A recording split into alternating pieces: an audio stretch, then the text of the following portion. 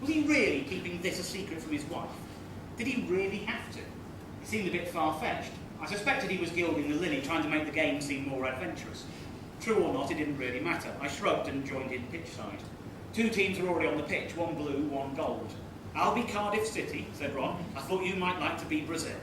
Thank you. I said, but I don't think it'll help me much. We used to have a Brazil side when I was a kid and I was never very good with it.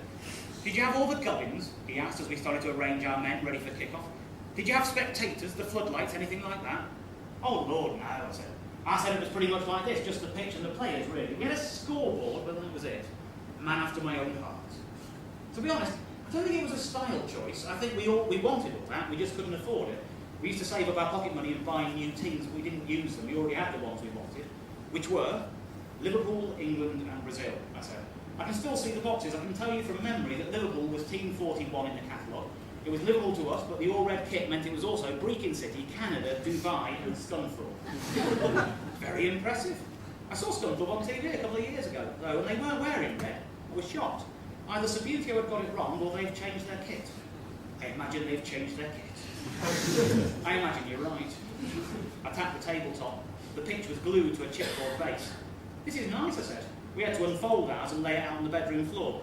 It had a huge crease on the halfway line that would throw the ball off at odd angles. Plus, as you moved around to take your next flick, you'd pull the pile of the carpet around so the pitch would move a bit too. This is definitely the way to do it. If the job's worth doing, but it wasn't done just yet, just having it at this height changes it, I enthused. I must have played table football hundreds of times, but I think this is the first time I've ever seen it actually on a table. It's just so much better, especially with my knees. Are they still making it? I asked. What? My knees? No, the game. Oh, Ron smiled. You know what? I don't really know. I think there's some Italian company doing a version of it. Very accurate looking things they are. Got the sponsors' logos on the shirts and all that. Of course, I said.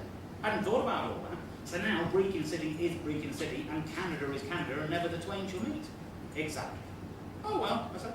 I suppose that's what people want. I guess football's changed. But Subbutteo doesn't have to, said Ron ruefully as he flicked some imagined dust off the pitch. I don't know. I'm not part of the table football community, so to speak.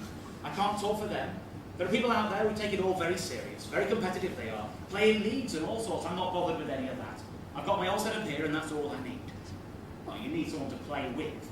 I got Carl for that, he said. Comes around once a week. Most weeks, any road. While Mary's out. Oh yes, of course, yes. Now, are you happy with the way you've set your team out? I nodded my agreement. Yes, I said. I'd gone for an unconventional 3-5-2 formation. I'm trying to crowd out the midfield. Ron smirked. He'd gone for a more traditional 4-4-2. Okay, how about we play 15 minutes each half, he said, and take a 3-minute break for half-time. Good with you? Yeah, good with me. Then heads or tails? Tails. He tossed a shiny 10-pence piece. It turned somersaults as it rose through the bare light bulb and back down to the back of Ron's hand. He opened his mouth to speak, but the voice that emerged wasn't his, nor was it in the attic. Hooey! The words hit the same notes as their ding-dong door chime. It's only me! I smiled, but then I looked at Ron. Ron wasn't smiling. There was a mild sense of panic in his eyes. I froze.